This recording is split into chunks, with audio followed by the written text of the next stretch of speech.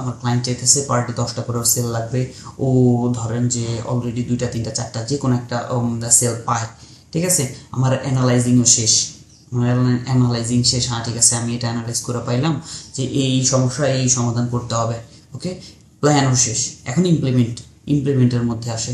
ইমপ্লিমেন্টের মধ্যে এসে কি দেখা গেল, ইমপ্লিমেন্টের মধ্যে আইসা চিন্তা ভাবনা করলাম যে ঠিক আছে আমার এখন একটা প্রসেস ফলো করা উচিত, বাট ওই প্রসেস যেটা ফলো করবো এটা কী প্রসেস হবে, ওইটা কীভাবে কী করব, ঠিক আছে, ওই জিনিসটা নিয়ে আমাদের বিস্তারিত আলোচনা করতে হবে।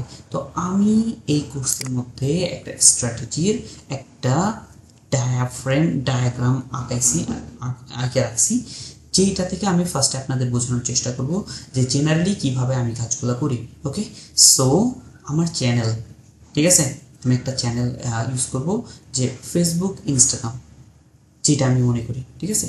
ফেসবুক অথবা ইনস্টাগ্রাম চ্যানেল আমি দুইটাই একসাথেই তো রান করতে পারি, কোনটা কোন সময় আলাদা রান করব, কোনটায় বেটার সেল আসে ওইগুলো আমরা পরে আলোচনা করি, ওইগুলো জিনিসগুলো একটু সাইডে রেখে দিই, ওকে। সো ফার্স্টে আপনার জিনিসটা কি, যে আমি চিন্তা করলাম যে আমার ফেসবুক অ্যান্ড ইনস্টাগ্রামের জন্য আমি অ্যাড চালাবো। আমার ধরেন যে কি টার্গেটেড কাস্টমার কীভাবে কী ওইগুলো আমি পরে নিয়ে আলোচনা করব, কি টাইপের অ্যাড রান করব ওগুলো নিয়েও পরে আলোচনা করব। ফার্স্টেই যে জিনিসটা আমার বুঝতে হবে, আসলে ফার্স্টে বলতে যে এই জিনিসটা একটু সেকেন্ড পর্যায়ে, আমার এই জিনিসটা বুঝতে হবে। ফার্স্টের জিনিসগুলো আমি আরেকটু সাইডে রাখি, আমি জাস্ট ফার্স্টে প্রসেসগুলো নিয়ে আলোচনা করি, সেটা হচ্ছে কিভাবে আমার ট্রাফিকটা আমার কাস্টমারে কনভার্ট হবে, ওকে। ওই জিনিসটা নিয়ে প্রথমে আলোচনা করি। সো আমার এটা চ্যানেল যে মিডিয়া অথবা আপনি যেটা বলেন যে আপনি একটা ফেসবুক অ্যাডস রান করে দিলেন, কার জন্য রান করবেন, কার জন্য, আপনার ওয়েবসাইটে তো 10টা থেকে 100টা প্রোডাক্ট আছে, কোন প্রোডাক্টের জন্য আপনি রান করবেন। এই ক্ষেত্রে আপনার একটা হিরো প্রোডাক্ট থাকতে হবে।